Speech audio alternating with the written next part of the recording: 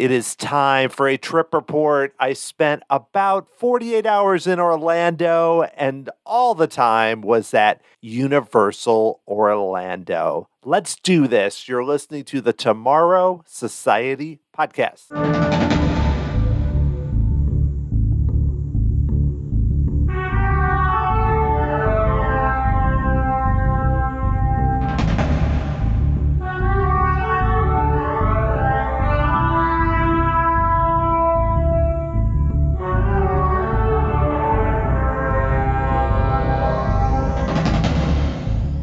Hey there, thanks for joining me here on episode 249. One more episode before the big grand finale of the Tomorrow Society podcast, episode 250. And you still have a little bit of time if you want to submit your questions for me to answer on that final show. Email me, dan@tomorrowsociety.com. Today is all about my recent trip, very recent, Universal Orlando weekend from January 10th through 12th. Did about 1 2/3 park days with my daughter Etta, caught up with VelociCoaster, Hagrid, so much more. And I'm going to tell you all about it. I'm going to get into where we stayed, Universal Express, dining, everything we did. Just so much to cover. So let's get right to it. Here is my trip report of Universal Orlando.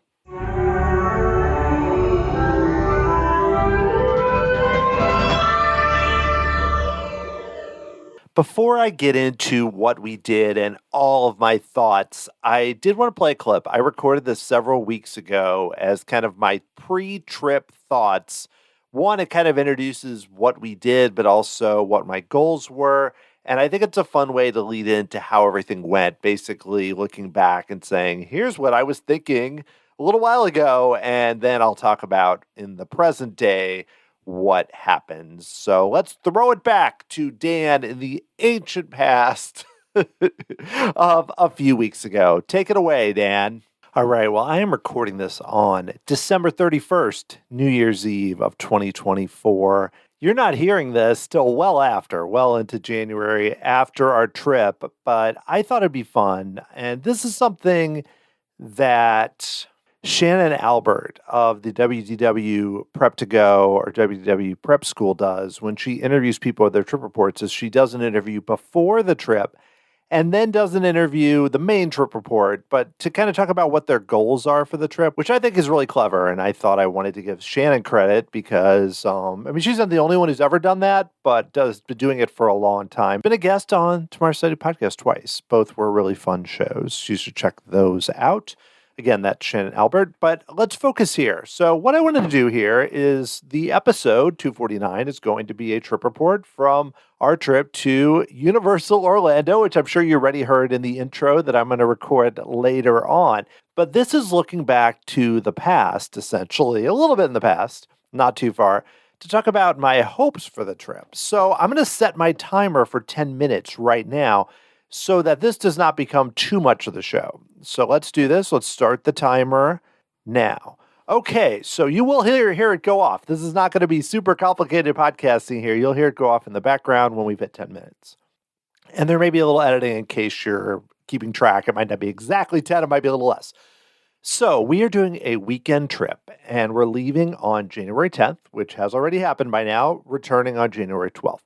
I'm going with my daughter, Etta, who went with me to Silver City and then also went with me to Walt Disney World, just two of us going to Universal. I have not been to Universal. It's a little sad to admit this because, doing a podcast about theme parks, you want to feel like you've been everywhere all the time. Have not been since 2012, if you can believe that. And the reason is just having younger kids. And then I would have been by now if it wasn't for the pandemic, because we were going to do Disneyland in 2020. I suspect I would have done Universal in 21 or 22, but obviously that didn't happen. And we ended up doing Disneyland, Universal Hollywood last year. So now I need to get back there because there's so much I haven't done personally. And Etta has never been to Universal Orlando because the last time we went, Elise was only 3 and Etta wasn't even born yet. And so it's been a long time. Some of the things that are there, like the Mummy and Jurassic Park and everything, were there when I went. But I'm not even going to list all the things that are new. The biggest ones for me, I'm going to talk about my top priorities for this trip. obviously riding the VelociCoaster. If you have checked out Coaster 365 Bryant's rankings of his favorite coasters of all time, his top 100, number one, the VelociCoaster. You should also check out Coaster 365. It's awesome. But regardless, a lot of people list coaster enthusiasts, people that really know their stuff, list the VelociCoaster as their number one of all time. These are people that have ridden coasters around the world, in Japan, in Europe, everywhere else.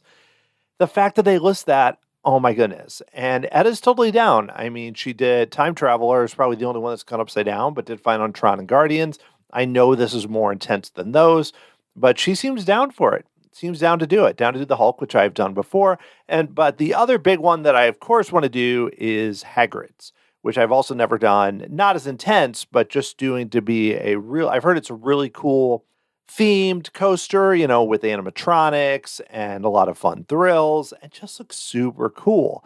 To give you the timing, the last time I was at Universal Orlando, it was not Dueling Dragons, but I did ride Dragon Challenge when I was there. And, because we went to Hogsmeade because that had opened. So I've done Hogsmeade. But the two biggest things I want to do are Hagrid's and the VelociCoaster. Other big ones for me is it will be my first time going to Diagon Alley, if you can believe it. And, I'm ending the show now, so what can I be ashamed of now? Gringotts, have never done that. Very excited about that. Never watched a POV of that, so that's going to be super cool.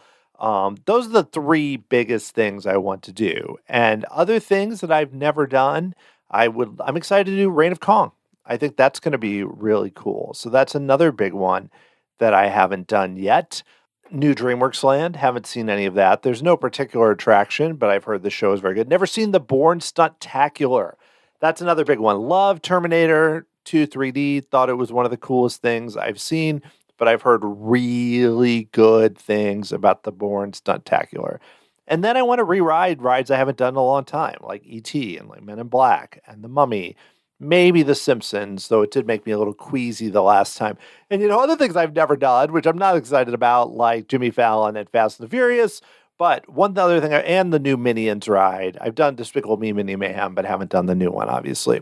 So beyond that, in terms of we're going to stay, I strongly looked on site and staying at Royal Pacific because what we're going to do is we're going to fly in Friday night, arrive then, and we're going to go to the park-to-park ticket, so we can go to both, because I want to do Hogwarts Express. Also never done that.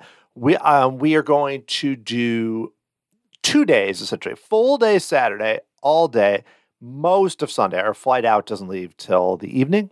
So we have basically a day and 2/3 or a day and 3/4, basically, which I think the other times I've always been to Universal, we've always just done 1 day, going back to the year it opened, I think we did.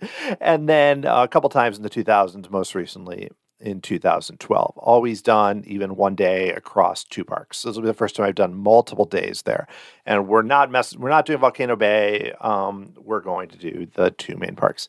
I look strongly at staying at Royal Pacific because of the Unlimited Express, but I did all the math. And yes, apples to apples, if I stayed at a hotel nearby that you could walk from, we are staying at the Hyatt Place, to spoil that. But if I stayed there, bought Express Unlimited, both days, cheaper than staying at Royal Pacific. Because the Royal Pacific rack rate was $460.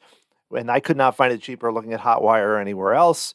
And also, if you add in taxes and fees, you're looking at $550. And we're staying at the Hyatt Place, which I know is a bit of a long walk. I've heard anywhere from 15, 20 minutes at most. Over there with that group of hotels near the Doubletree, and there's a Hyatt House, and there's Fairfield, and a bunch of others. Staying at Hyatt Place for $150 a night. I've had really good experiences. We stayed at the Hyatt House in Anaheim near Disneyland. With just 2 of us, I just don't think we need that extra space. We don't need a full kitchen, anything else. Hyatt Place is right next door, a little bit cheaper.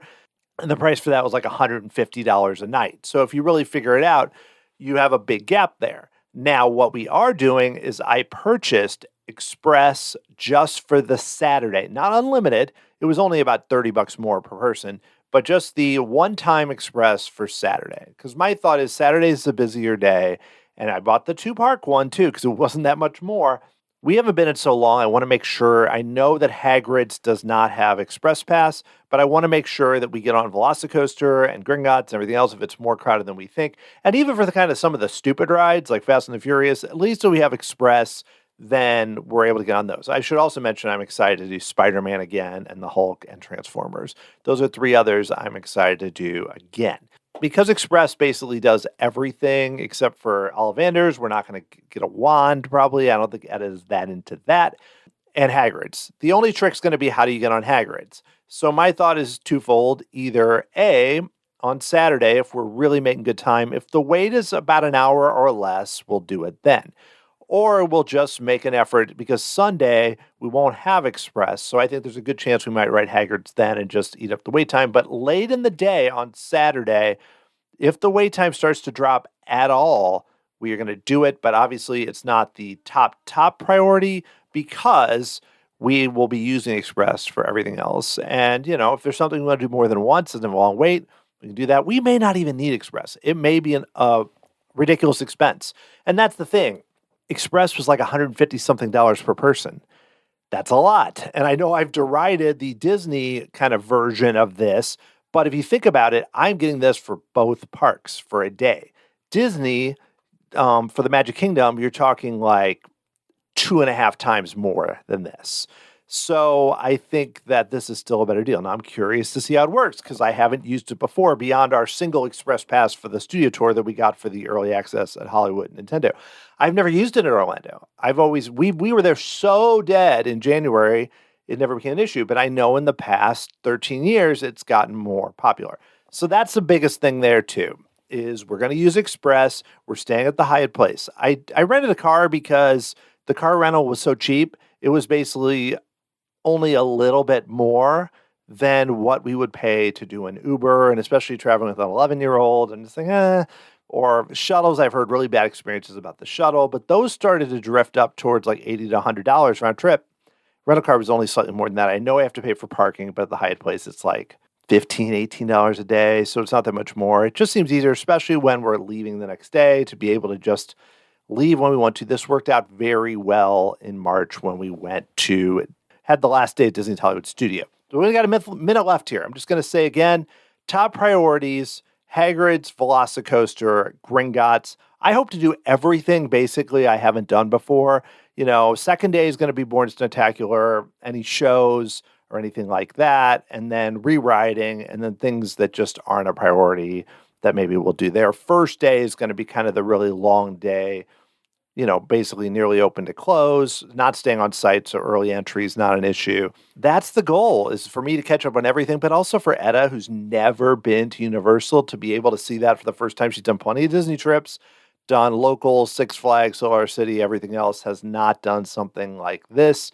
So I'm interested to see how it all goes. We'll be curious about the weather, which can vary considerably in January. Not planning to do the water ride. Jurassic Park, unfortunately, boat ride won't be open. But Dudley Do Right and Popeye is probably not going to happen unless the weather is warmer than we think. Here it is. There is the timer. So now I'm going to throw it back to Dan in the future, or for you, the present, to hear all about the trip and how it went. All right. Well, welcome back to 2025 as we are here in the middle of January. And I'll just say up front, the trip was awesome. It was so good. And part of that, of course, is the novelty of, for Etta, having done none of it before and really not watching any POVs or much. I have a copy of the unofficial guide that, I recently talked to Seth Kuberski, so I had her look through that, and she read some of it, but was, knew about the VelociCoaster and Hagrid's and read about some of the other rides, but didn't know much at all. So for her, it was novelty, but also for me, because there was so much that I've never done. And we didn't do every show, but we basically did every ride that I've never done, except for I've still never done Popeyes, but the weather was really nice. It was a little chilly, but I mean that in a good way. The high on Saturday, I think, was like 63. Sunday morning got a bit chilly in the 40s, but then again got up to like 60. It only rained. I was nervous about rain. It only rained Saturday before we even left for the park. And then basically was sunnier on Sunday, a bit cloudy on Saturday, which I kind of enjoyed. But both of the weather was great. Just worked out perfectly. It's amazing, though, when you're not dealing with Florida heat or humidity, how much you can do. My step count was over 27,000 on Saturday. That's like Epcot numbers. And then 21,000 on Sunday. Wow. You can do it, but 2 days in a row, if the weather wasn't so nice, would be really tough. And so I'm going to get into the specific attractions. I'm just going to tell you up front, get ready for a long rave about the VelociCoaster. I had heard the hype. Like I mentioned in my clip, Brian, for Coaster 365 listing as his number one coaster. Even with all that, did not expect it to be that good. So smooth, just so much greatness, and Hagrid's also really good. But we'll get into all that. That's kind of the headlines is the attractions people love. There's a reason. They're great. But I got to say, for doing so much over several days, we had no attraction breakdowns. No times where you were in line and you had to wait. No points the whole time. There was one moment where we were going to get on Kong and it was closed. And then we went, got some food, came back, it was open. One point I noticed when we were on a different ride, the Cat in the Hat was closed for a few minutes, but then it came back up. But none of the big rides, Hagrid's, VelociCoaster, Gringotts, I ever noticed being closed. If they were, it did not impact us. The only mechanical thing I saw is the dragon wasn't working. Because a lot of people waited outside, including us for a bit, to see the dragon. Never did anything. So that was the only thing I noticed. But I got to say, compared to my recent experiences, especially at the Magic Kingdom and at Disneyland Park, with things broken, always something down, stuff down for the whole day, a lot of breakdowns. We had our experience with Guardians where we went to ride it for the first time, got all pumped up, and then it was down. That's happened to me with Remy's. It's happened with Rise of the Resistance. Again, I don't want to say, everything at Universal works perfectly and everything at Disney doesn't. But it was an interesting contrast compared to what we've experienced at the parks. Now, the Disney parks are older, especially, Islands of Adventure opened in 99. Universal was early 90s. Different than the Magic Kingdom and Disneyland opening in 71 and 55. Some of these attractions are older. That obviously is not an excuse for Rise of the Resistance or Remy's or anything. And stuff just worked. There was one point where I don't think the first day E.T. said our name. The woman wasn't even really seeming to type in our names when we gave him the card, but the second day E.T. did. So things worked. The lines moved. It just was like clockwork. The team members, I can't think of I'm not saying these were like, your best experience you've ever had with a cast member or something totally magical, but I had questions. I was confused a bit by the lockers, everything else. Answer them like nothing. Very nice. There was one point where with Jimmy Fallon where she seemed to be taking one line more than the other and there was no express or whatever, but we'll get into that.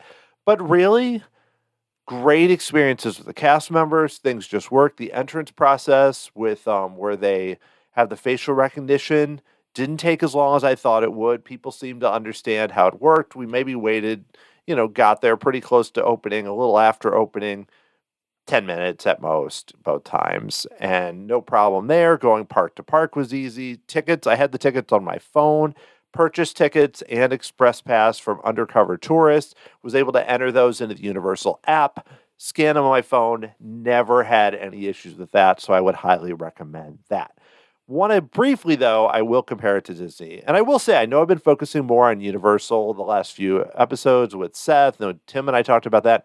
Next week in episode 250, definitely going to be more Disney focused. We'll talk about Universal, but if you're like, where's the Disney content? I promise that we're not just ending this all Universal. I will talk a lot about Disney next week in the final episode.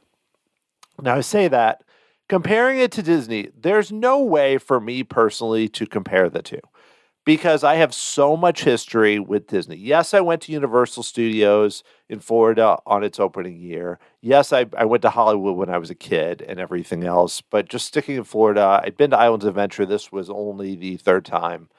And so I don't have the same history with Universal. So that's really hard to compare because you think about how many times in my life I've ridden Space Mountain and Pirates and Haunted Mansion and Spaceship Earth.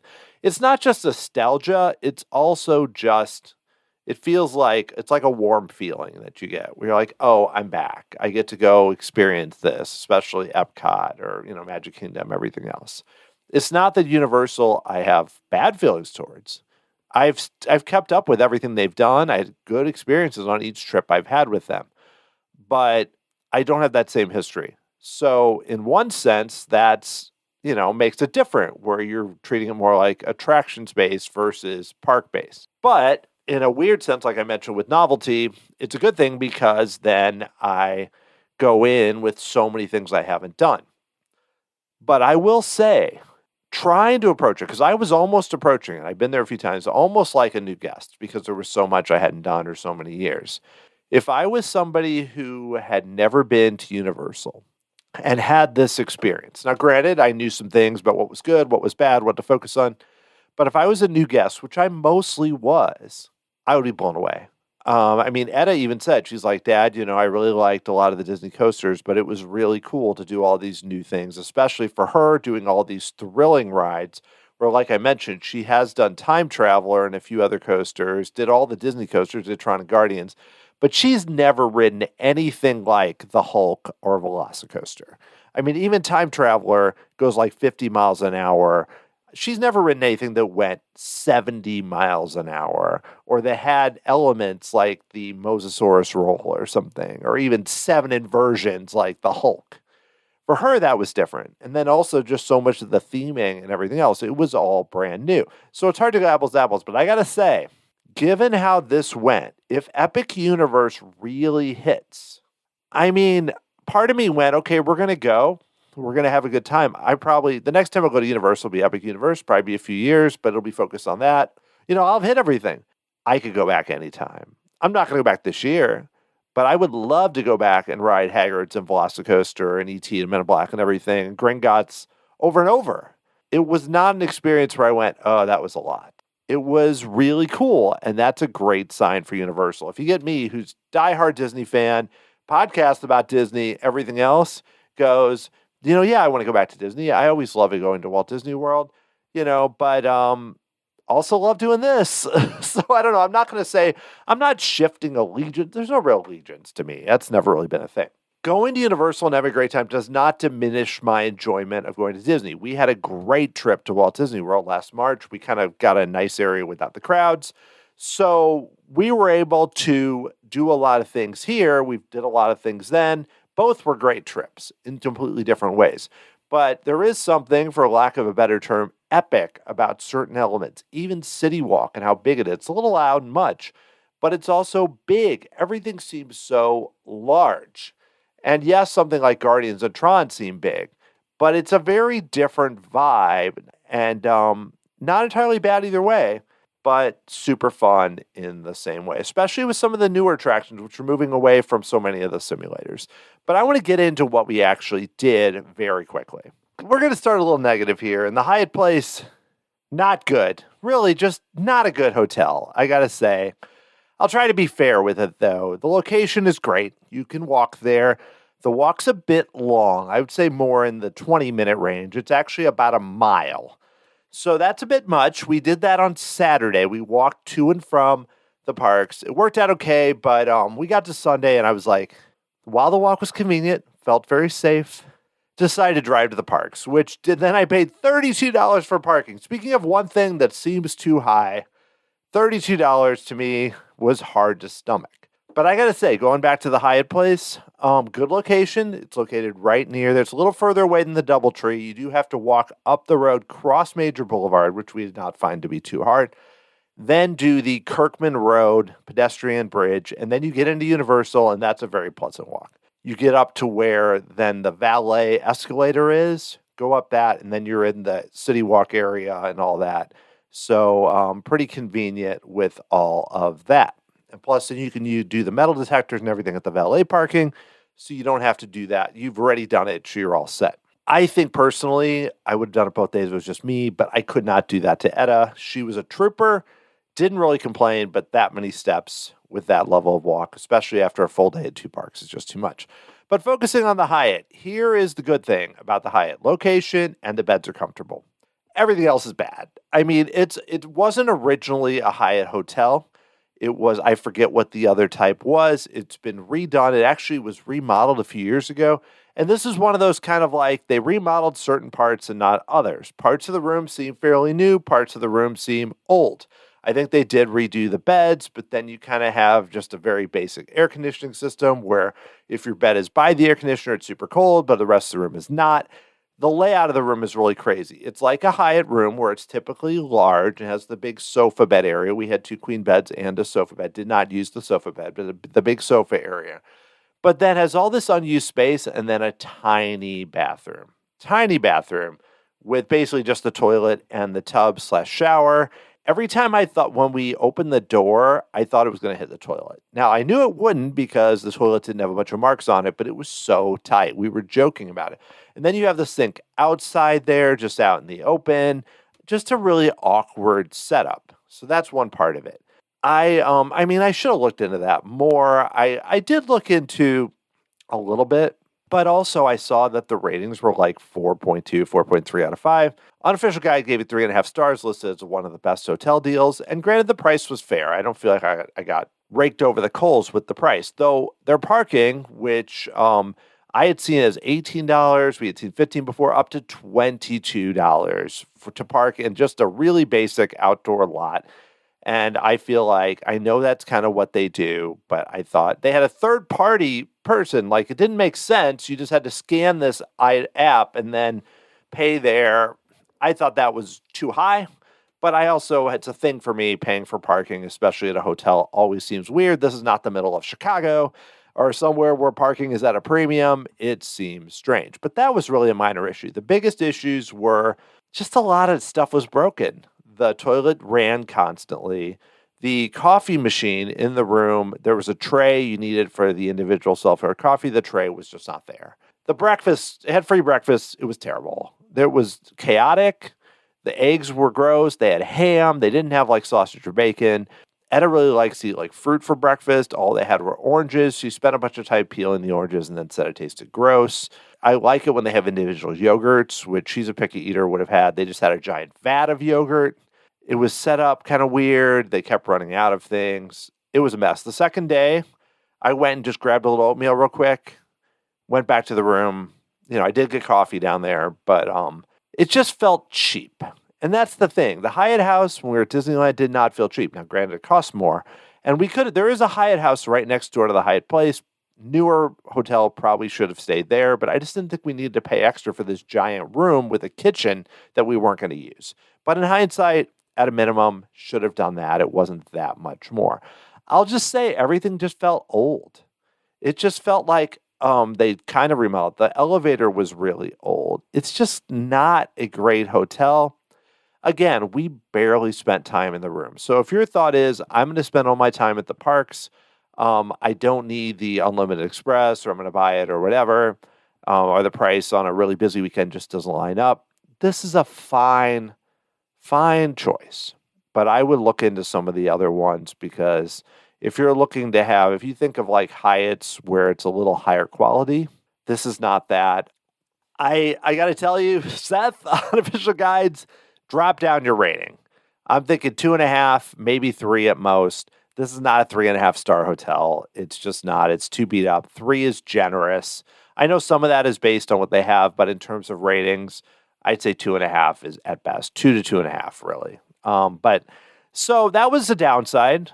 But I will say, I'm mentioning this not to just complain. In case you are looking at where you want to stay, if you decide the finances don't really work with on-site, especially if it's only 2 of you. If there's 4 of you, the on-site with Unlimited Express is a no-brainer because I wouldn't if I had bought 4.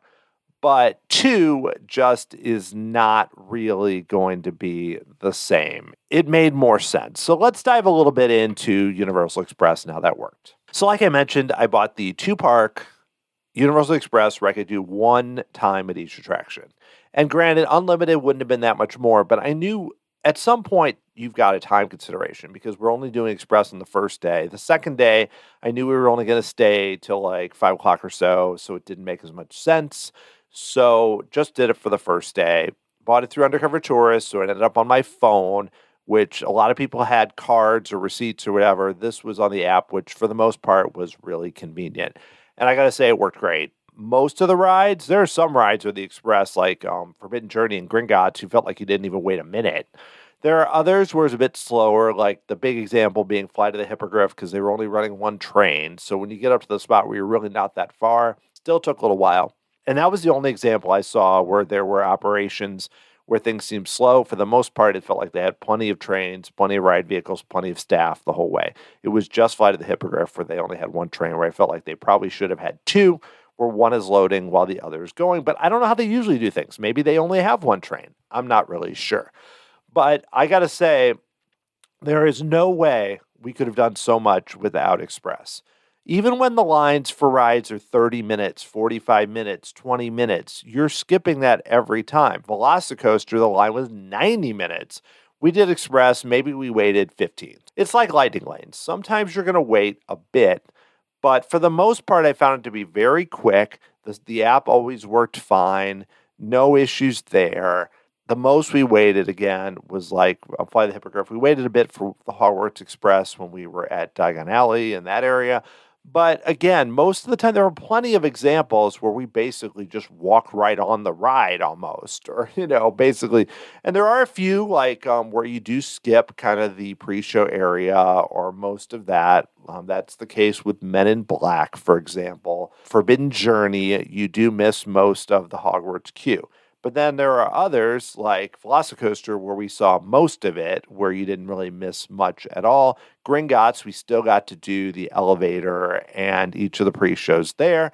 So it's really hit or miss. There are a few where you may miss something that you'd find entertaining, but it's so worth it because we did 24 attractions on Saturday. And this is up till the park closed at 8.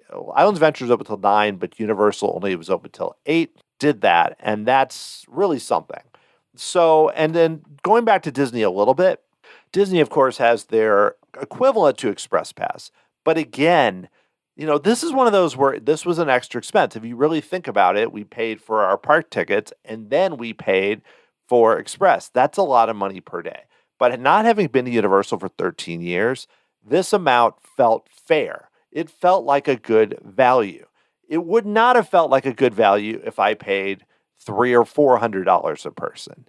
I'm sorry. And I wouldn't do this every time, but I might consider doing it again for a day, especially with the two parks right next to each other, because you can just do so much. It takes the stress out of it. I didn't even really worry about what our touring plan was or where we were going or how early we got there. And there is something to that, especially when you're traveling with an 11-year-old who's, like I said, super trooper.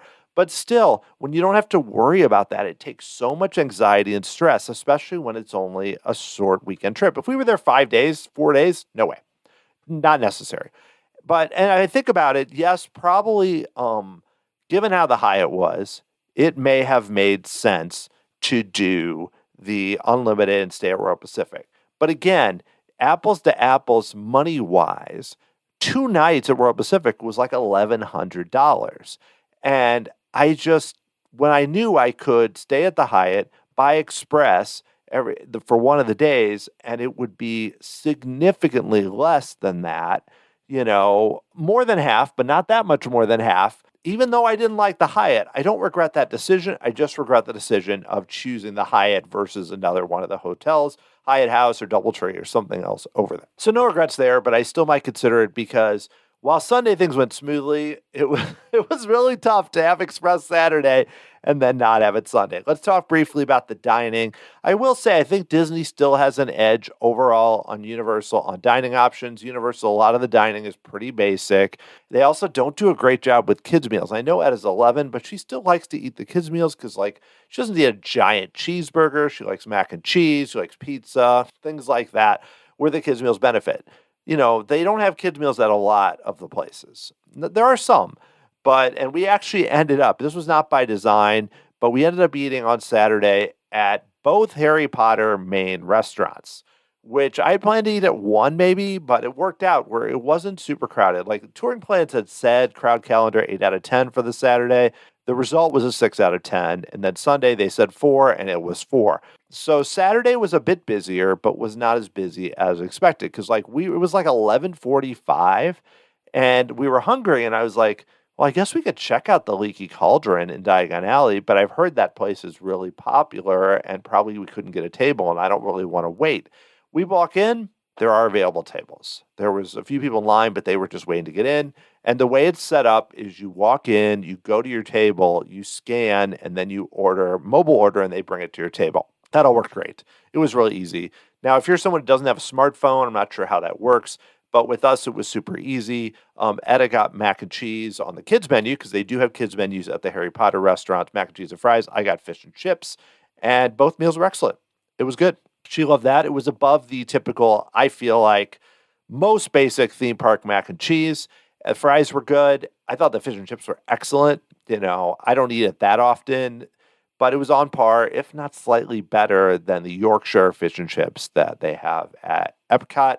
And then I wanted to get butterbeer, and it was kind of chilly. This was probably one of my biggest errors, minor error on the trip, that I decided, I've had regular butterbeer. Let's get frozen butterbeer, which tasted great.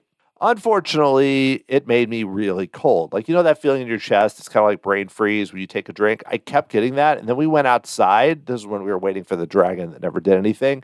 And every time I took a drink, I felt frozen again because it was like in the shade and it was like 60. So when it's like 60, don't get the frozen butterbeer. I saw people had a hot butterbeer and I was like, why did I not get that? Why did I not get it? The other main dining that night. Okay, here's a complaint. Universal. When Islands of Adventure is open until 9, you should not close most of your restaurants at 6. We were planning to go to Thunder Falls Terrace because Etta really likes black beans and fries and everything else, and that so we can kind of combine something together, and I wanted to get one of their meals. I heard good things about it. This is in the Jurassic Park area, kind of back near Kong. Went all the way back there, got there about 6:02, found out they closed at 6. I could have sworn I had read they closed at 7. They closed at 6. Said, okay, we'll go to the pizza place in Jurassic Park. Also closed. They did have the burger place open, but again, Etta's not going to eat a giant burger. So we just kind of moseyed around, ended up eating at Hogsmeade at the Three Broomsticks, where that place I had rotisserie chicken, which I thought was good. It could have used a little more seasoning. It was rotisserie chicken, potatoes, and corn on the cob. Could have used a little bit more, but was definitely a step above theme park fare. And then she had mac and cheese again, which this is not what I had planned as a parent, but sometimes things happen. The next day, Etta really wanted to go back to the pizza place at Jurassic Park. And I was like, don't you want to go to Louis at Universal Studios? We were kind of over there. She's like, no. I thought it smelled really good when we walked by it. So we went back there. We both had our own pizzas. Not a kid's version, just she had cheese, I had pepperoni, good pizza, everything else. Beyond that, we had a few snacks. I had a really good pomegranate Dole Whip swirl at Thunder Falls on the second day. And I got a brookie there, which are kind of all over the place. We also shared a really good brownie. We did that. I believe it was in a Dr. Seuss area. But those are the main things. I'm trying to think. Etta also got ice cream from an area in the Toon Lagoon area that was basic soft serve, but was fine. But so that's all we mainly ate there as far as meals. We did not eat breakfast at the park. If I was going back, I would say the fish and chips was better than rotisserie chicken, but you can't really go wrong with either one. And again, the prices aren't bad. Like, I think it was like $17, which seems a little high, but it's technically counter service. The theming in both those areas is good, though I will say the service at Leaky Cauldron at lunchtime is super fast. The service at 7 o'clock at night or 6:30 at night at Three Broomsticks, super slow. So even though the Harry Potter restaurants stay open later than most of them, I do think they slow down their staff and everything else, or they just don't have as many people working when you're getting closer to the end of the night. So Universal, if you're going to be open till 9, you at least got to keep your restaurants open till 7. I would even think 8. That's just lazy. And I'm not trying to say, oh, you're bad and Disney's great or whatever, but I haven't noticed that same level of early closing. I know not as many people, especially with Jurassic Park River Adventure closed, are going to go back in that corner. But Thunder Falls Terrace, you got to keep it open till 7 at least. It's like a nice one of the nicer places to eat in the park. And you're closing it that early on a Saturday. I know it's off season. Don't do that, Universal. Just don't do it. All right, let's get into what we did each day. We started, both days we went Universal Studios to start, then to Islands of Adventure for a good amount of time, and then ended up at Universal Studios. On Saturday, that was the Express Pass day. We used Express for every attraction but one, and that was the new Illuminations Villain Con Blast. The reason we didn't is because it was a 5-minute wait, and I thought, well, if we like this, we may want to do it again. It might have a longer line later, and then we can use Express. My plan originally was to start with, I didn't want to start with the VelociCoaster or start with the Hulk or something like that. My thought was, let's start Etta with get her used to she'd been to Universal Hollywood and done like Transformers and some other things, but get her used to kind of what a lot of these Universal attractions are like. So we'll start with the Mummy, and then we'll do Transformers and Men in Black and Gringotts and everything else. So do kind of the aggressive, but not the most intense attractions they have. But then we walked by, I was like, well, VillainCon, the newest, basically one of the newest rides they have, has no wait. Let's do it. I'm going to be very positive. I know I've had a few things I've said negatively about most things we've done, but I got to say this attraction is terrible. I'm sorry. So, I mean, you get on this moving walkway, and you get on and you're like, what? We're starting the ride now? I don't understand. And then you're supposed to be shooting your blaster, and you have a certain color, but it wasn't always clear where I was and who was mine. It was also super hot in there and uncomfortable. It is rare for me to ride a ride, and about halfway through be like, I mean, ride is a loose thing for being on a moving walkway, squished in. I enjoyed more walking on the moving walkways in the parking lot. I'm slightly exaggerating. About halfway through, I was like, I'm done. I'm ready to get out of here. So we did not do it again. It just wasn't a good use. It wasn't an enjoyable experience. My fingers kind of hurt when I was firing. I got a decent score, but I don't really know how. I feel like there's like the bare bones of a good idea here. I think you do need a ride vehicle. I suspect part of this was cost and part was capacity, but you do need something different here, and it needs to be clear what you're doing. But I think one of the reasons they put this in, it was kind of they replaced the Shrek movie, and they wanted to have an Illumination or Despicable Me Minions kind of land. They had the Minions Cafe right near there. So it made sense to add another attraction, and it's not terrible. The theming is fine. You can see some characters outside. But it's one of those where I'm like, do it once, see what it is, but don't make it a priority. You're not going to have to wait. The fact that Despicable Me, Minnie and Mayhem, which has been around for so long, had like right away to the day everyone stopped at 30, 40-minute wait, whatever, and this had nothing, tells you all you need to know there. But things got so much better after this because then we went on the Mummy. I love the Mummy. I think it's a really interesting mix of like a dark ride and a roller coaster.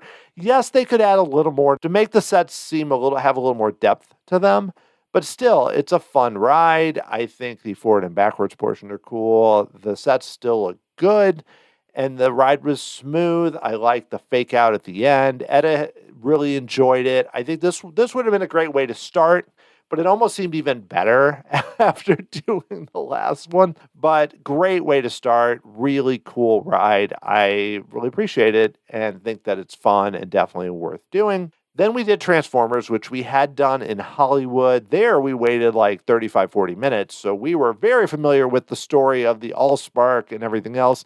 This is the exact same. I will say about Transformers using the Spider-Man ride system that this is more aggressive and I feel like a little more sophisticated, but also not as fun. It's a little more like you're being just kind of bashed with everything, which is kind of how it fits very well with the Transformers franchise. But I will say I enjoyed riding this, but it wasn't something I felt like I needed to do a second time on this trip, I mean. But I enjoyed it, thought it was solid. It's kind of your prototypical Universal simulator ride. There's water, there's fire, there's screens, there's some physical stuff, but everything meshes together well. I like this ride, and I'm glad we got to do it. After that, we went over into the new DreamWorks area. And I will say, I think the DreamWorks area is super cool. I like the idea that there's so many characters out everywhere. We met two characters from SpongeBob because they had absolutely no wait. Well, one of them was Squidward. I forget the other. It was not SpongeBob, but one of the other characters. And I admit I'm not that familiar with SpongeBob because I was a little too old where I wasn't like the right age for it when it came out. But I know it's a really big deal. There's also, the Shrek and Donkey. We saw Puss in Boots. We saw Gabby of Gabby's Dollhouse. There's just a lot of characters. I think Dora, was out there too, if I remember correctly. So many characters. I really appreciate that the land feels lively because there's a lot of characters. There's playgrounds. We didn't see the shows there, though I had planned to see the Imagination show, just never got to it. So characters from Kung Fu Panda are also there. And we did the Troller Coaster, which that was mostly just for the coaster credit because, I mean, it's a kid's coaster. It's basically the Barnstormer. And I will say that an adult and 11-year-old do not fit very well in those ride vehicles. It's more designed for an adult and a little kid or two kids. We were very squished in, and there's not much Trolls theming. I mean, even if you're a big Trolls fan, a little bit when you walk in, and then obviously with the front of the coaster, but it's fine. I think it's a good first coaster, similar to how the Barnstormer functions, where if people aren't even ready to do like the Mummy, this is a nice step up. And then, of course, you have Flight of the Hippogriff at Islands of Adventure, which is like a slight step up from this, but pretty similar. It's fine. It was a little rough, but used to be Woody Woodpecker. Works out. We did it. We got the credit, and then we moved on. I didn't spend that much time in the overall DreamWorks area, but I think it's a nice addition to the park that really needs things for kids to do. Speaking of that, E.T. we did next. I love E.T. I think it's such a cool classic Universal attraction. You have a much younger than now Steven Spielberg giving you the introduction. The woods area with the cool smells, and even with the animatronic showing up of the older E.T.-like figure, very well done. I still love the idea that you give him your name and then E.T. says goodbye. Goodbye, Dad. He didn't say goodbye, Etta, though, because Etta said her name, and I guess the person typed it in wrong. We got a goodbye, Anna. That's close. But I think E.T., if you haven't been to Universal as much, or if you're not really into motion sickness, that sounds weird. If you're not really into thrilling things that spin you and everything, this is the ride for you to do. Don't sleep on it. Don't think, oh, that's an old ride from the early 90s. It holds up very well. You ride bikes on there. You just don't have to pedal, as they tell you. But the early area reminds me of the film. You also fly over a part that is very similar to Peter Pan flying over London. And then you go to a part that's not really that connected to the movie with E.T.'s planet, but you see all these weird aliens created for this, which I love. They're all so weird. I love that part. We rode E.T. again on Sunday because I wanted to do it again. I think it's a relaxing, cool ride that has held up very well. I really hope Universal keeps it long term. I think they will. The fact that they kept it for as long as they have and haven't changed it, and when they redid the whole DreamWorks area, they didn't change it, shows that they do value it. And I do think there's been a bit of a flip back where now with like parades and everything, with like Jaws, Ghostbuster, Back to the Future, they don't have rides of those. But I mean, I saw Doc Brown constantly with the big train and everything else. And the DeLorean and all that. He was all over the place. I don't know. He was out all around. But I do think Universal is kind of growing to kind of shift back a little bit to its roots in terms of all of that. So very cool stuff there. Next up was Men in Black, which is another ride that I think has held up really well, even though it's been open for, 25 years basically. And this was one of Etta's favorites. We'll talk about Etta's top 5 near the end here. But this is one that we did once on this day, and we did 3 more times on Sunday because it never had much of a wait. And it's just, there is such a difference between this ride and the one we talked about earlier, the Villain Blast. This one is just so much fun and has so much depth to it. And I love the fact that the aliens ambush you and make your car spin. It feels like you're really interacting with them, that you can shoot the other cars. We weren't that successful at that, but you can shoot the other cars and make them spin when the two of us are going along.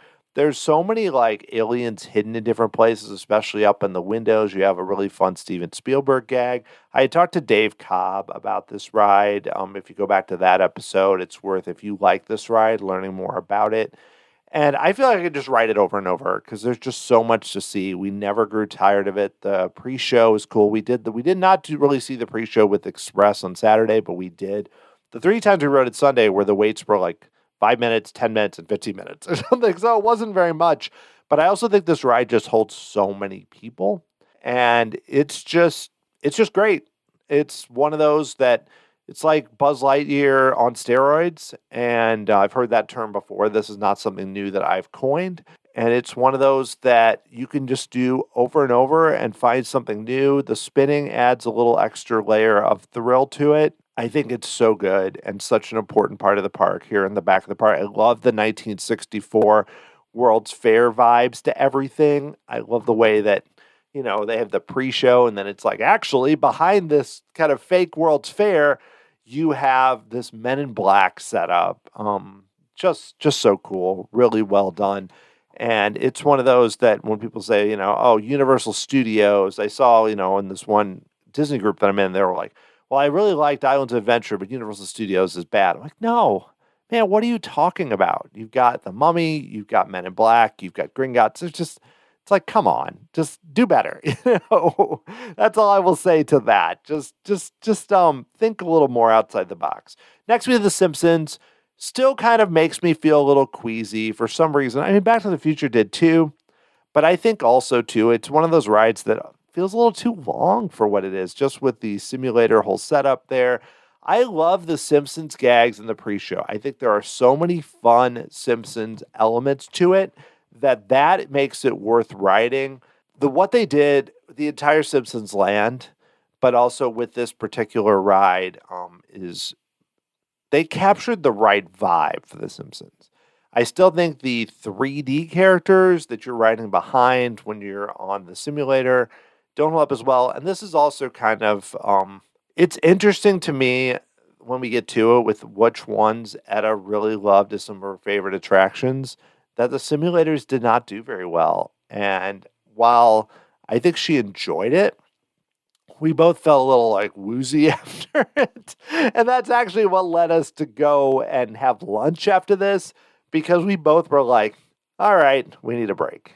And I think it's a solid ride. I like the Simpsons land. I know there's been rumors about Pokemon, which would make Etta very happy. It would be weird to see it all being gone, given how much they've put into it. But I do feel like this attraction, while it has a lot of fun elements, just not my favorite in terms of the ride system. Next up, we went to Diagon Alley. I already mentioned our lunch at the Leaky Cauldron. This area is just so awesome. Nocturne Alley is really cool. It's a bit bigger compared to Hogsmeade. They learned some things. What I love about it is how you still feel so disconnected from the rest of the park. They do a really good way where you can't really see anything else that's going on in the park. After lunch, we did Escape from Gringotts. This was my first time riding this attraction. I love the whole experience. The fact that you first go in, the bank with the goblins is awesome, and you can just be so close to all of them. The quote-unquote elevator that's, like I told Etta, totally real elevator. Totally real. Now, she understood that was not true, but it's kind of the old hydrolator effect. And then just the whole queue. I mean, I know we used Express, but we still got to experience it. And so I feel like a lot of times people just kind of downplay Gringotts because it's more screen-based even than Forbidden Journey. It doesn't have those kind of big set pieces like the Dementor or the Dragon. But I will say I enjoyed it more than I expected. And I think the reason differently than something like The Simpsons, for example, where you're mostly just facing a screen, is here it's a roller coaster track. And there are times when you move quite a bit. And the way that they put these screens in with the sets and everything going on, with the dragon shows up and then there's water, then there's fire and everything. And Voldemort and Bellatrix Lestrange and everything else is just done very well. And I think this is, I think Forbidden Journey has a more impressive ride system and is a technological marvel. And the queue with Hogwarts is even better than this queue. But I will say that I put this ride pretty close. It's not as much of a marvel technologically, but is super fun and also does not induce motion sickness. More on that in a bit. Just a really cool ride, and the whole experience from start to finish is something really special. Before I continue, I did want to mention real quick, I know that some people are done completely with anything related to Harry Potter, given the views being expressed by J.K. Rowling in terms of transgender people and a lot more. I disagree strongly with her views. It does feel weird to me to be going into these lands. However, I look at these lands as really impressive theme park creations that were created by hundreds of people, probably thousands of people, and are, as a value, entertainment value, are still super strong. Now you could say, oh, well, you can't really do that because it went from her books. That's fine. But to me, I feel comfortable, going in and experiencing these lands and enjoying them. But if you don't, I totally understand. I'm not just trying to play the middle. I'm just saying that's kind of how I look at it, as these works are still so well done and so impressive. And I still get something out of the movies. I would say, obviously, I pause a bit just given everything that's come out since the original books and movies about J.K. Rowling. My PSA is over now. Let's continue. After we did Gringotts, we did the Hogwarts Express. This was my first time doing this. And beyond just being a brilliant business move, I think that not just the train itself, but the train station is really well done. That whole setup on both sides, but especially in the London area, it's super cool. And then I like the way that you sit in this small compartment and it just feels so intimate. It's like you are sitting with other people you don't know. And then you have the window. Feels like you're going on a journey, which you are since you're going from one park to the other. And we ended up later on going back, but just talking about it in general, the way there from London to Hogsmeade has the Dementors, I feel like that's a little more impressive than the other direction where, yeah, you go past the Forbidden Forest and everything else. But both of them are solid, and I like the way that Universal took something that you could have easily made this pretty basic and still been, oh, it's the Hogwarts Express. But they went the extra mile and really created something that works on its own as an attraction and also as a transportation vehicle, which I love trains anyway in the parks. But this is kind of a cool way where then you come out and it's like, how did we even get here? It's very convincing, and I like what they did with it. Then we got to Hogsmeade, and there we did Flight of the Hippogriff, which I talked about briefly already, in that I've done the Hollywood version, but this one was originally Flight of the Unicorn in the Lost Continent area, and then was kind of retooled and done by a different manufacturer from the version in Hollywood. The versions in Florida and in Japan were done by Vekoma, and that's like a Vekoma Junior coaster, while the ones in Hollywood and Beijing were done by Mock Rides and are a youngster coaster, Augusta version. They're similar, but I feel like this one at least to me, seemed a bit longer than the one in Hollywood, which I felt like so short. This one, it only goes 28 miles an hour, and it's not, I don't want to oversell it. I do feel like because you have such good views of Hogwarts, it is a bit more impressive than the Troller Coaster. For example, this one's 1,099 feet per RCDB. The one in Hollywood's 984 feet. So we're looking at about a little over 100 more feet of track. So not a huge difference, but done by different manufacturers, different coaster credit, all good. Then we did Forbidden Journey, which, like I said, Express does skip a lot. If you have not done the full Hogwarts queue, you should do it. You can single rider, you get to see more of it. Express, you skip a lot of it.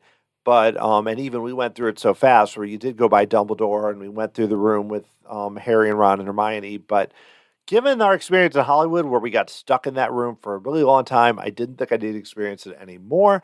I will say I found this ride to be a little rougher and induce a little bit of motion sickness for me, where I hadn't experienced much in the past, but it's been a while. I did a little bit in Hollywood, but this one, even more a bit. I still am amazed when I look off to the side and I see the other ride vehicles of what they accomplished with this. I mean, just some of the physical sets with the dragon, with the spiders, with the Dementors. Awesome. What they did is very impressive, and I'm interested to see kind of the next generation of this, which likely will have fewer screens and more physical effects with the Dark Universe attraction, which I think is going to be incredible.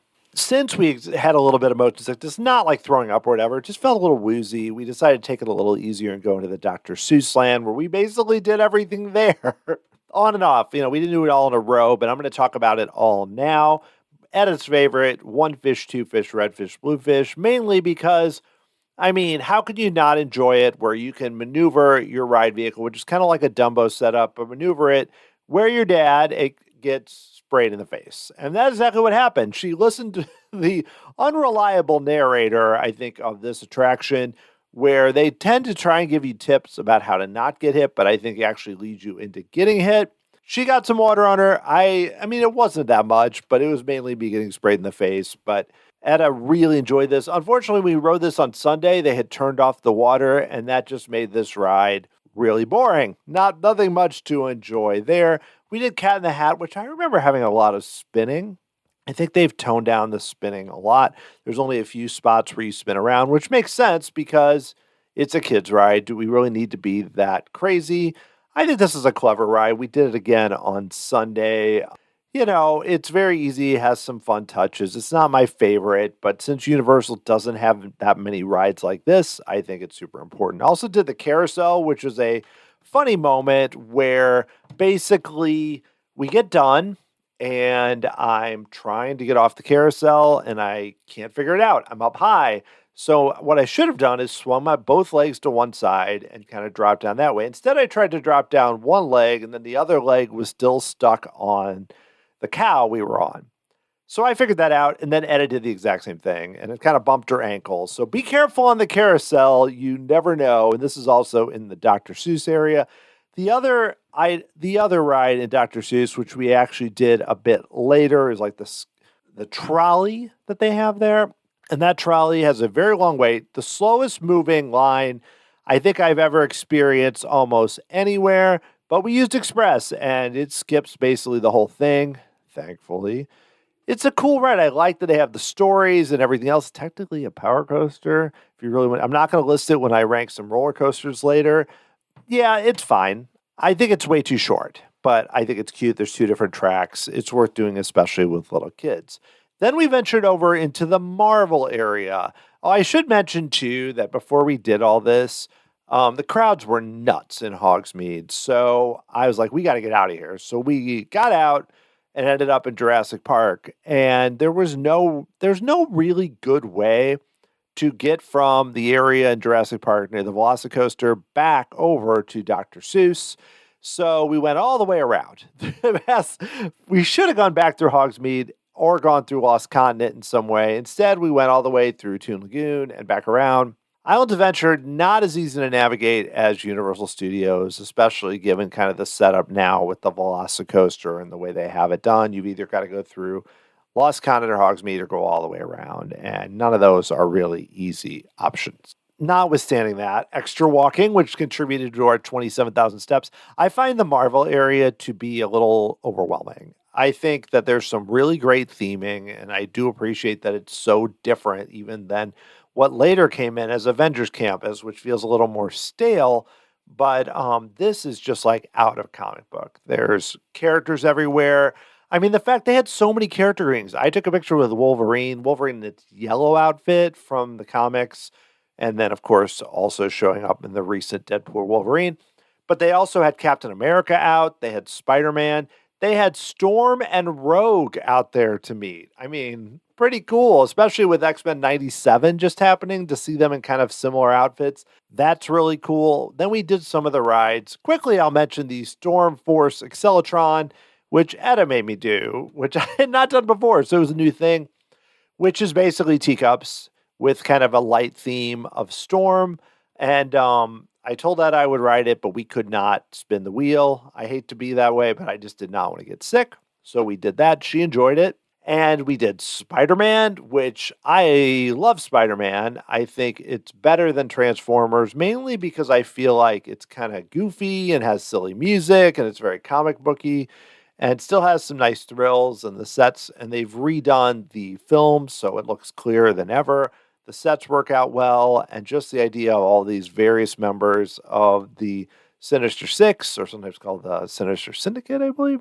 And they all come at you, of course. You get some water on you, there's some fire, you have the big drop. But what more needs to be said? Spider-Man's awesome, so good. Do not miss it. I know the wait times are not as high as they used to be because people are going to more focus on Hagrid's and the VelociCoaster, but Spider-Man's still a great ride. And then I got a little nervous about doing this because I was worried that it would turn her off roller coasters before the VelociCoaster, but we did the Hulk. I love the roar of the Hulk that you hear everywhere. It's such an intimidating coaster. More than the VelociCoaster, Rip Ride Rocket, anything, it's so intimidating. And I got to say, she loved it. They did retract the entire thing, and the queue and pre-show looks amazing, looks so good.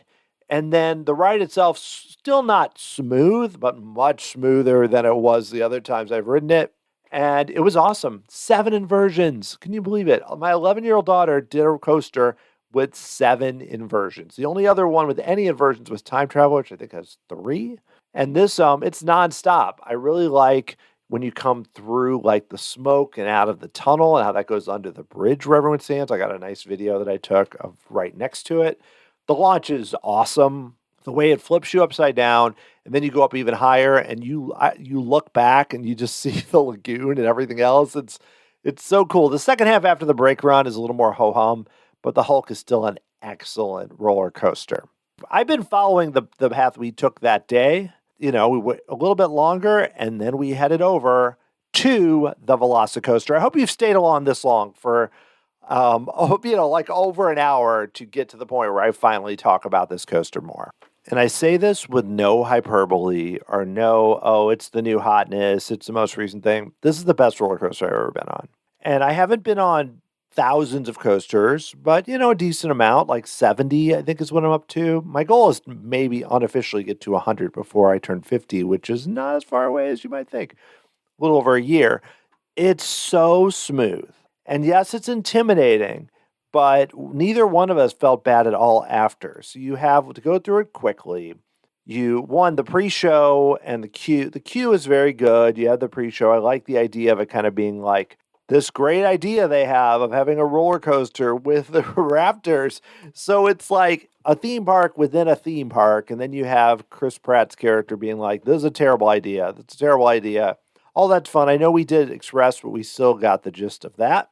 And there's 2 big launches. You start out pretty much immediately. And I don't want to oversell the theme in terms of the Raptors. You have the visuals of it. The queue is well done with like this Raptor you see and then some visuals. But, you come up to the beginning and you have the visuals of the dinosaurs next to you. And then you launch from 0 to 50 in 2 seconds. And then there's a lot of cool elements. But where this ride, I think, really earned, the first half is great. But where this ride really hits its stride is with the second launch, which goes, you come through and it's like an area that would typically, you would feel like would be like a brake run on most coasters, where you're going about 40 apparently. And instead of it being a brake run, it's the opposite. It's acceleration boost where you go from 40 to 70 miles an hour. And this launch is incredible. I've done Rock and Roller Coaster. I've done other rides with launches. Nothing like this. This second one, you go so fast. And to add to it, you climb up to a top hat, which is 155 feet off the ground. Try not to just read Wikipedia to you. But then the drop, the huge 80-degree angle drop. And then you have the 0G stall. And then you have the Mosasaurus roll, where you flip upside down and are facing the water. Wow. Wow, wow, wow. The combination of that second launch into the top hat, into the 0G roll, into the Mosasaurus roll, 0G stall, into the Mosasaurus roll, oh my goodness, that's just amazing. What can you say? And I was a little nervous, not during it, but Etta just loved it, said it was her incredible. We both loved it and just had so much fun with it. We didn't get a chance to ride it again the next day, but I even told her, I was like, I know it said 90 minutes. I would wait that for this. It was that good. I know even if I'm not saying if you're not a coaster person at all, this isn't going to work for you. But if you're kind of a coaster person, but you're scared, it's intimidating, do it once. I guarantee you're not going to come off and throw up. I also thought the locker system inside worked really well. Better than the Hulk and Rip Ride Rocket, where you have to go to this other area. Having it in there, it's like Tron, where it's double-sided, and also you just have a little code. Worked great. I loved it.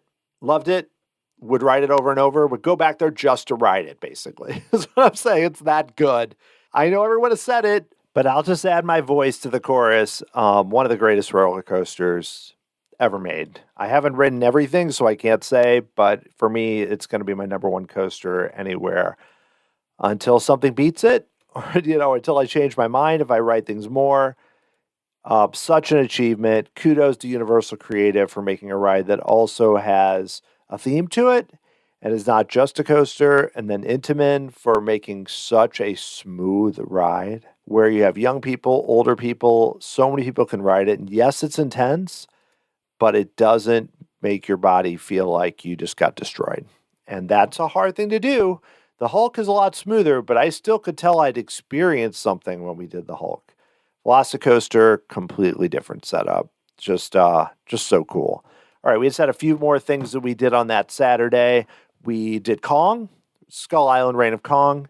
I feel like I saw kind of a diminished version, no more 3D glasses. Also, they used to drive you out and then in through the big gate. They don't do that anymore. So now it's like you just are there.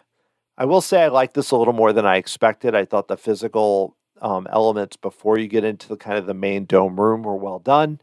The Kong animatronic is really impressive. Like, it's pretty cool. And without that, this ride would feel incomplete. It would feel more like Fast and the Furious. But because you have that plus the scenes in the beginning, yes, and they don't have the scare actors in the queue anymore, which I think they also miss. There are a lot of elements that I know it's sad that I didn't get to experience it in kind of its strongest version, but I still think this is pretty good. The exterior looks incredible. There's cool animatronic in the queue. And then the whole idea of the animatronic driver, I think, is kind of fun with different voices and personalities. But overall, solid ride. Nothing incredible, but, B plus attraction even now. And would have been much cooler. I'm curious for the future of this, given how much they've cut back from it, how it's going to eventually go in the future. We did Despicable Me, Minnie and Mayhem, which is like the least nausea-inducing simulator I think I've ever known in my life. I also thought this in Hollywood. I think the pre-shows are funny. Very popular ride still. I mean, with Despicable Me 4 just coming out. Has that mix of annoying minions, some funny jokes, a little bit of sweetness and heart. Not my favorite, but something I would do most times. Still a very solid attraction overall. Finally that night, we had literally 4 minutes. We get out of there, and luckily it's right by it. We run over and we do Hollywood Rip Ride Rocket for also my first time riding that attraction. And of course, it's diminished because I didn't bother with the secret song menu. I just was like, it's the first time I experienced it. I don't want to have to figure that out and the code and everything. But the actual songs they have are only 5 songs now, which I think is pretty sad. I hadn't really looked to see what they were. So, it was kind of like, okay, we'll see what we've got here when I chose the songs. So we're down to only 5 songs. I thought about choosing classic rock, not even realizing that was My Chemical Romance, which I would never consider classic rock / metal, sorry. But I chose the electronic dance choice, which was Sandstorm by Darude, or I'm not sure how that's pronounced exactly, but it's a song I'm sure you've heard before in your life. Etta chose Pop / Disco and got Waterloo by ABBA, which she enjoyed. More importantly, what did I think of the ride? This is like the ride of brake runs. Like, didn't really pay that much attention to it. I heard it was rough, but I did not realize it had like 5 brake runs. Every time I thought we were done, it's like, nope, we're going to go through a brake run, do a little more. Go through a brake run, do a little more. I will say the vertical lift hill kind of freaked me out. I'm glad that we didn't get stuck or anything, because I would not have enjoyed that. I didn't particularly enjoy it, but it is a nice thing to look at. We rode it at night, which I found this was a little rough, and the brake runs are silly, but I don't think it's a terrible ride. I think it's fine. We enjoyed it. I think part of the reason I enjoyed it more is because everything was lit up at night, and we saw fireworks going off and everything else when we were riding it. It was like 8:15 or something by the time we got on it. And I think that helps a lot. It's a good ride to ride at night. I mean, I wouldn't say it's like one of the best night rides, but I would say that added a bit to it. I think Etta liked this more than me.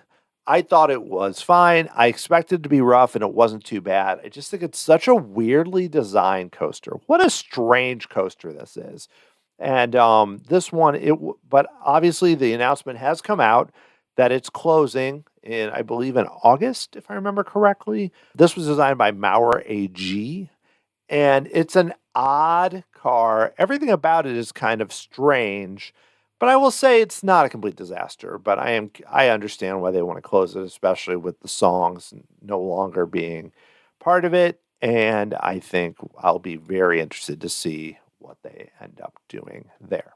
So Sunday will be a lot quicker. But first, I want to mention we did stop by the Epic Universe preview store, which just got me psyched again for Epic Universe. That's in the City Walk area. We went there on our way out, and everything looks cool. I think it's really smart the way they have like merchandise and photo spots and everything else, and just that giant model.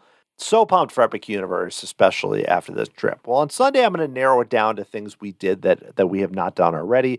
I will say we repeated E.T., we repeated Men in Black 3 more times because Etta liked it so much. But our goal today was really to ride Hagrid's and then secondarily to see the Bourne Stuntacular. And we did a few other rides too. Let's knock out those other ones first.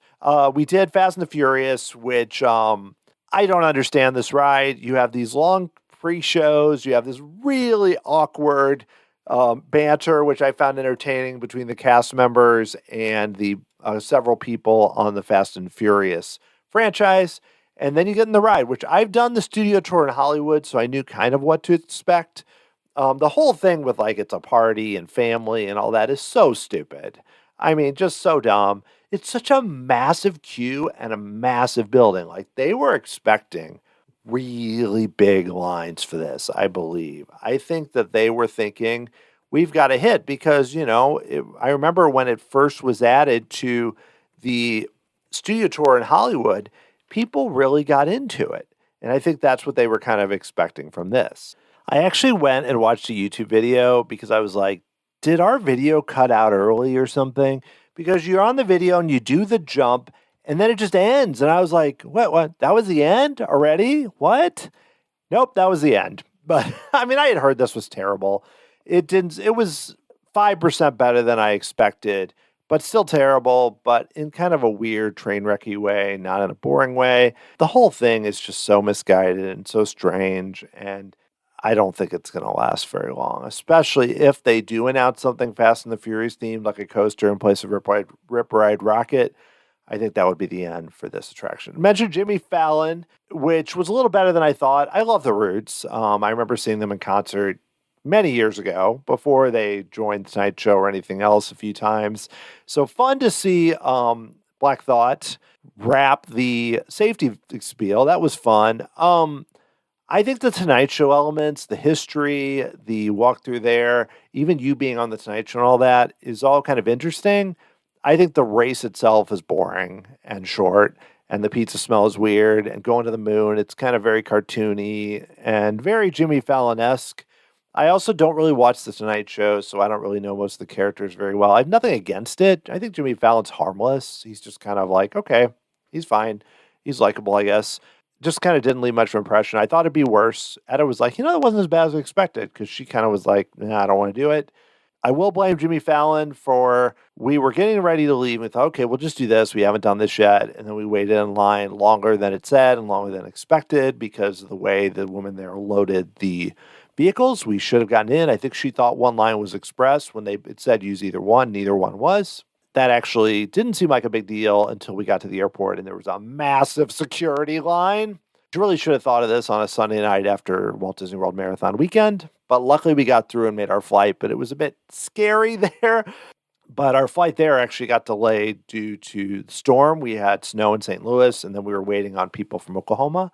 So it was interesting traveling both ways. So we got in. We didn't actually get to our hotel till after midnight Friday night. And then we were going to eat at the airport in Orlando, hence why we didn't eat dinner at the parks and Universal before we got on the plane, because we just thought, why not just do rides? And then we didn't get to eat anything and just rushed to the plane and just barely made it. So Jimmy Fallon's fault. Actually, it's my fault. My fault completely. But I've jumped ahead. That was at the end of the night. I should mention the two highlights of the day. The first one being Hagrid's, which totally lived up to expectations. Hagrid is not on Express. It's the only major ride that was operating that is not on Express. On Saturday, the wait time was always over 100 minutes. I was willing to do it, but I was kind of hoping it'd be less. The wait time listed when we went on Sunday midday was listed at 85 minutes. Actually, by the time we got out, it was listed at 70. The Touring Plans Lines app, which I used throughout the weekend, said it was expected to be 66 minutes, and it was 67. Good job, Len Testa. Congrats. I know it wasn't actually him, but his group. And that line wasn't too bad. The outside part is pretty boring and kind of slow out by Hagrid's hut and everything. But once you kind of get into the inside, it reminds me a lot. I think some of it is still similar to the old Dragon Challenge Cube, but obviously a lot of it is different. Ride itself, the launches are punchier than I expect. There's especially one that almost felt, it wasn't as fast, but it almost felt a little bit like the one on VelociCoaster. Very well done. Again, this attraction, another kind of really good, smooth ride. Once again, second one like that we've experienced, and just really fun. And, the actual like physical figures you see, some of them are pretty basic. So I don't want to oversell it like a total high-tech, super dark ride. It's more of a coaster than a dark ride. But the theming is excellent, and Universal's done such a good job. Like when you get off the train in Hogsmeade, you can hear the Hagrid's motorbikes going. There's a lot of really cool ways that they don't show you much of the ride. Like even when you're in the queue, you don't really see much, but that you kind of can experience little parts of it in an interesting way. It goes 50 miles an hour. Intamin, once again, another killer with an LSM launch, and it has 7 launches. Oh my gosh, 7 launches. Can you believe it? It also, I won't reveal it, but has a really fun moment when near the end of the ride that I kind of knew about, but didn't know when it would happen. Forwards, backwards, everything else. But I just got to say that the combination of this and the VelociCoaster has really changed the entire game here for Universal. Just having those 2 additions has shown what they can do. And those are the 2 most popular rides. Gringotts is close, but I think they're the 2 most popular rides in the entire Universal Orlando Resort.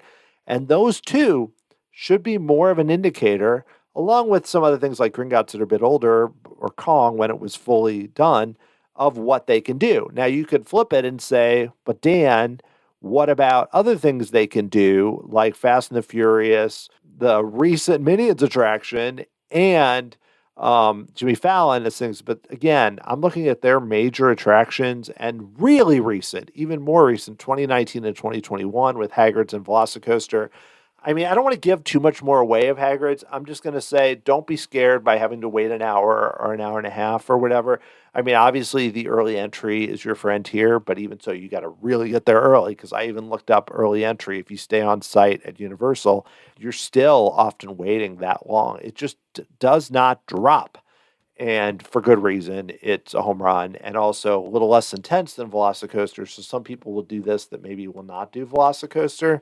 But I think both are world-class attractions and worth doing, and in completely different ways. It's pretty cool, and what Universal did to add this versus Dragon Challenge was really smart. Last attraction I want to talk about. I really plan to not make this go longer than about 90 minutes. We're going to cross it a little bit, but I'll talk quickly. Is the Bourne Stuntacular, which is amazing. So amazing. I used to really like Terminator 2 3D. And this does not have 3D glasses. And that was a really impressive show, the way that it kind of mixed in the screen with what was happening in live action. This is on another level. I'm not saying it's totally better, but the amount of skill, especially from the guy playing Jason Bourne, his skill to move around so effortlessly and hang around. And there's one point where the screen goes in slow motion and he goes in slow motion. The way that they mix in the live actors, I mean, if you really, really, really pay attention, you can tell who's on the screen and who's on the stage. But if you just let it wash over you, I mean, this is a technological marvel. I mean, it was almost as impressive to me as Hagrid's and VelociCoaster are things I hadn't done. I'd heard great things. It was packed. I totally get it.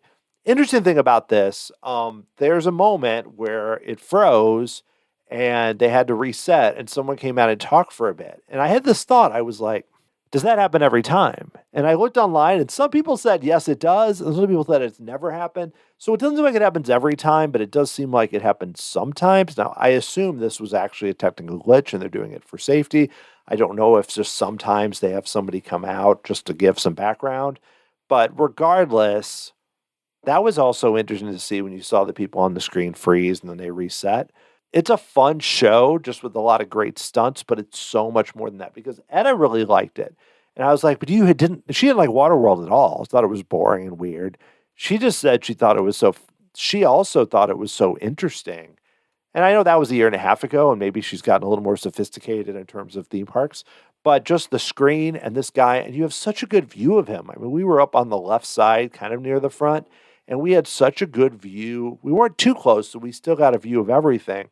But I mean, the story is kind of your typical Bourne thing. They even use some kind of similar moments as they have, and they have two other main speaking actors who play kind of someone trying to help him, and then someone who's more of a politician. Pretty basic story, but his skill and the skill of everyone involved with this production is off the charts. It's one of the greatest stunt shows I've ever seen. It's something. It's really something. It's hard to explain, and I don't want to just keep raving about it. But if you're going to go, I know, let's say you're more of a rides person. You're like, do I really want to see a stunt show? Go see it. This should be beyond, let's say you've never been to Universal or you haven't been in forever. If I was going to list things that are like, let's say you have one day you're doing both parks. You've got to do, assuming you're okay with thrills, VelociCoaster, Hagrid's, Forbidden Journey, Gringotts, and this. And yes, I would also suggest like The Mummy and Men in Black and, other rides. Spider-Man you should do for sure. But then I'd also suggest things like The Mummy, Men in Black, Transformers, everything else. But if you really want to prioritize, I would prioritize this, if you've never been, probably behind just Hagrid's VelociCoaster and Forbidden Journey. That is how high I would prioritize the Bourne Stuntacular. And it's one of the to show, so it only doesn't play constantly. So you got to kind of keep an eye on the schedule. We had to run for that one, actually. Got in with 2 minutes to spare. It's kind of common for what we did on our trip, I have to say. I should also mention we did the spinner at The Simpsons, but you really don't need to waste your time. I got to say, there's a few funny gags, but they're mostly just clips from The Simpsons TV show. We did it almost just to be completist. I will say that's about it.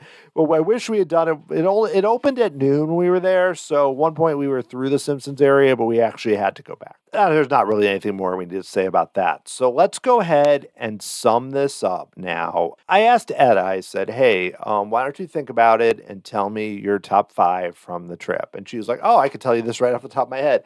So this was, I think, Monday. We come back Sunday night late. And she right away knew what they were. And then I asked her about other ones. She listed a couple as honorable mentions, but she feels pretty confident about this list of her favorite attractions that we did. Number 1 for her was VelociCoaster, which that warmed my heart because, I would love to have continue to go to parks and ride a bunch of thrill coasters. And, the times when it's not all 4 of us, when it's just the 2 of us like this, it's really cool to have somebody who's so into riding coasters and loves fast rides. She loves Test Track. She said she loves it because of how fast it goes. Hasn't done Rock and Roller Coaster or Everest, but has loved Tron, loved Guardians, everything else. So her number 1 was VelociCoaster. She said it was amazing. Her number 2 was Men in Black. She just really got into the whole gaming part of it and scoring points and just the whole thing. It had a little bit of thrills, and it's totally understandable. I love how close all the aliens are to your car. She loved it. I totally get it. I think she would have done it as many times as we had time for. Hagrid's was number 3. She said at the end, she was kind of getting a little grumbly as we waited in line for that long.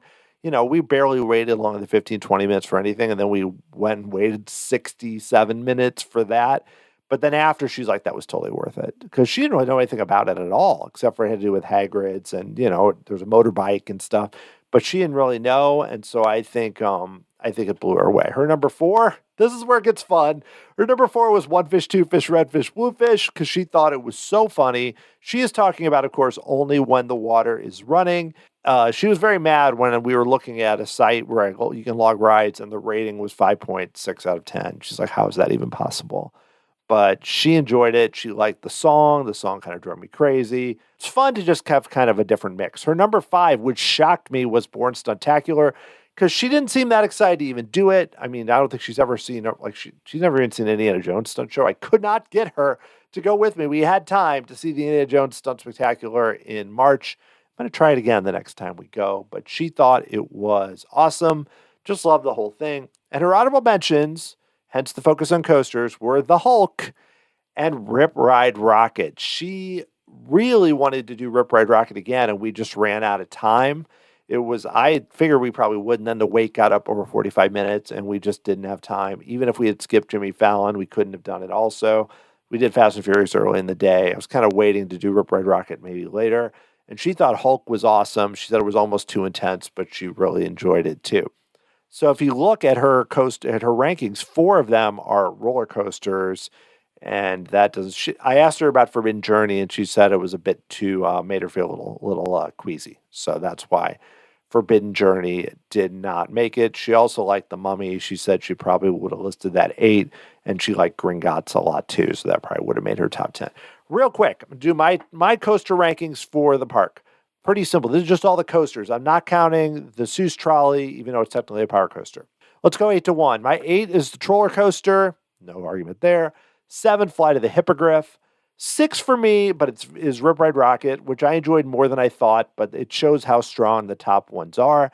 5 was Escape from Gringotts, which I ranked as a coaster. I think it's a really good dark ride and has some elements, but the top 4 are just too strong. This was very close for me. I listed the Hulk as number 4 because even though it has some really amazing elements and the launch is awesome, I'm a big fan of Revenge of the Mummy.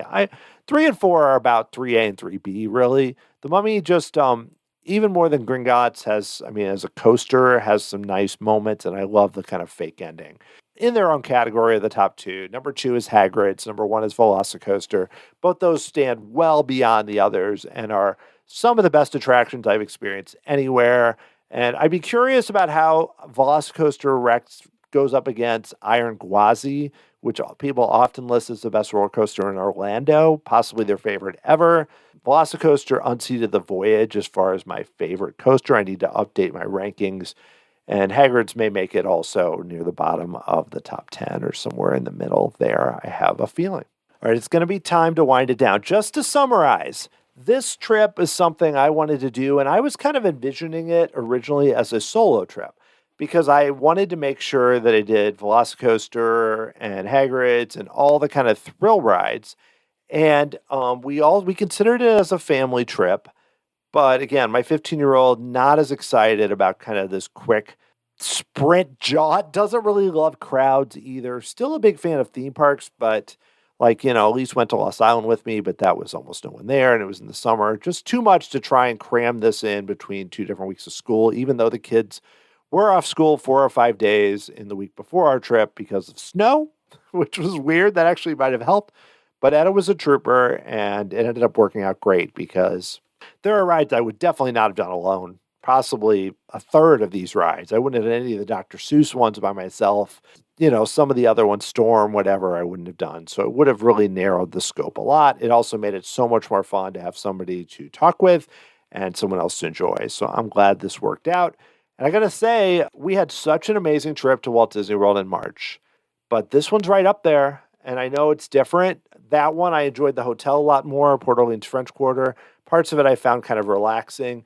This was more of a high-intensity interval training workout or something. It was like, go, go, go. Let's do a ride. Go, go, go. And we tried to take breaks and slow down. But when it's not hot, like I said, you get to a point where you just keep going, going, going. And then you get back and like, how did I do that many steps? But I got to say, Universal, even without Epic Universe, has really made a case for being just a resort that deserves all of our attention. And that's why I'm so interested in Epic Universe and what that's going to do for Universal. I hope you enjoyed this trip report. I'm going to wind it down now and just say, I've closed down a lot of the Tomorrow Society social media. I'm also not posting at all on Twitter X anymore. Also really pulling back on things like Threads too for a variety of reasons, mostly because it's just an annoying site to be on. But if you want to follow me, you can follow me on Blue Sky. Look me up as just the Dan Heaton. Or if you want to follow the Tomorrow Society page on Facebook, if you want to learn about the last few episodes, plus transcripts and other things. Those are probably the two best places to go. Would be Blue Sky, the Dan Heaton Tomorrow Society page on Facebook. One episode left. We have done it. We're down to the last episode. I'd also love to hear what you think of this episode and Universal Orlando. If you have any questions, if you're like a Disney fan like me who hasn't been as often, email me, dan@tomorrowsociety.com. You can also send me your questions for episode 250.